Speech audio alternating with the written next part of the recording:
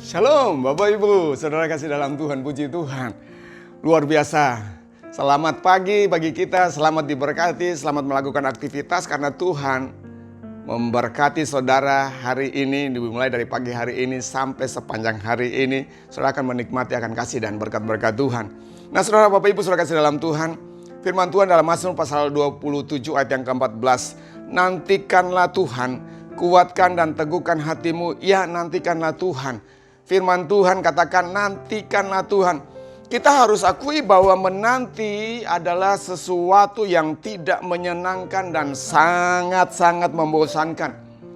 Di dalam hal menantikan Tuhan untuk sesuatu tergenapi dalam hidup kita dengan janji-janji Tuhan yang Dia berikan kepada kita. Banyak daripada kita sudah merasa jemu untuk menantikan Tuhan karena begitu lama menurut anggapan mereka. Begitu lama menanti-nantikan Tuhan, sudah mungkin bertahun-tahun kita lewatin. Sementara kita menanti itu ada sebuah kebosanan yang muncul di dalam pikiran. Tetapi itu bisa terbantahkan dengan pernyataan-pernyataan firman Tuhan yang berkata bahwa Tuhan, perkataan Tuhan itu ya dan amin. Tetapi bagaimana mungkin perkataan Tuhan itu ya dan amin, tetapi sampai sekarang nyatanya belum terjadi di dalam hidupku. Mungkin sebagian daripada kita bertanya-tanya seperti itu Bapak Ibu saudara kasih dalam Tuhan. Tapi mari kita belajar dari seorang tokoh di dalam Alkitab, yaitu Kaleb, ketika menerima janji Tuhan tentang tanah perjanjian yang dikatakan oleh Musa, Bapak Ibu saudara kasih dalam Tuhan. Pada saat itu dia berumur 40 tahun. Tetapi ketika dia menjalani kehidupan yang percaya dan menunggu Tuhan sampai di usia 85 tahun, dikatakan bahwa Kaleb begitu sabar dan tekun untuk menerima janji Tuhan tergenapi di dalam hidupnya. Selang waktu yang cukup panjang. Tetapi dengan setia, dengan sabar dia menanti bahwa janji Tuhan itu akan tergenapi dalam kehidupannya. Dia tetap mengikuti Tuhan dengan sepenuh hati. Dia bersabar menunggu, saudaraku. Walaupun menurut kita itu mustahil, walaupun menurut kita itu sudah terlalu lama, Tuhan itu sudah tidak bisa diandalkan. Tapi Kaleb tetap beriman untuk menunggu Tuhan. Dan apa yang terjadi ketika Tuhan memberikan menggenapi janjinya?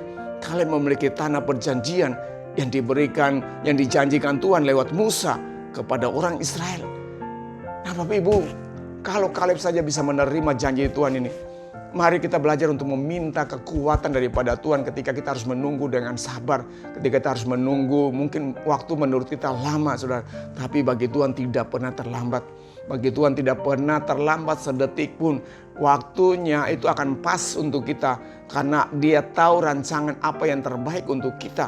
Kalau kita memiliki sesuatu yang rancangan yang di luar Tuhan, memaksakan Tuhan untuk mengikuti cara kita, saudara, maka kita bukan menjadi anak-anak Tuhan, kita adalah menjadi Tuhan. Tuhan itu menjadi pesuruh kita. Jangan terbalik. Jadikan Tuhan itu sebagai Tuhan dalam hidup kita. Tunggu waktunya dan Dia akan menggenapi janjinya atas kehidupan kita. Apapun persoalan yang saudara-saudara hadapi, tunggu waktunya Tuhan, nantikan Tuhan. Jadi kuatkan hatimu dan teguhkan hatimu. Teguhkan hatimu dan nantikanlah Tuhan. Karena ini tidak akan berlambat-lambat untuk menolong saudara. Janjinya tidak akan pernah berlambat-lambat untuk mengangkat hidup saudara. Tepat pada waktunya Dia akan selesaikan.